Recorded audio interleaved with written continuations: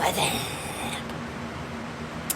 Listen, I'm gonna vent this one out because today I went to the store, the $1.25 store, with my kids, and I always message my man before we go anywhere because we just like to keep each other like informed and stuff. And I have terrible social anxiety, so I always be telling him whatever I'm doing in case I need to call him up and he needs to talk me down, whatever. But I'm like, we're just gonna go to the Dollar Tree, and he's like, are you sure, baby? Like, last couple of times you've been by yourself, you've had... And I'm like, no, Dollar Tree's always chill. There's nobody there's like no one there. The parking lot's always empty, so I feel generally pretty safe there. But then, well, tell me why. Like, that's the time that something happens. So I'm like, just going through the store. We went to the Dollar Tree so we could get some like little Tupperware containers so we can make homemade Play-Doh and then keep it.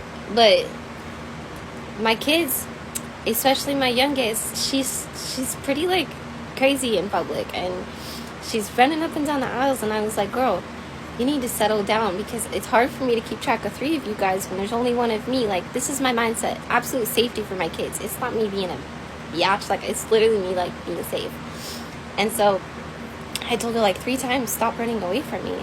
And then we go down this aisle, and there's this guy there, this older man, and my daughter ran up and down the aisle again, and I'm like, girl, you need to stop, young lady, stop running in the aisles.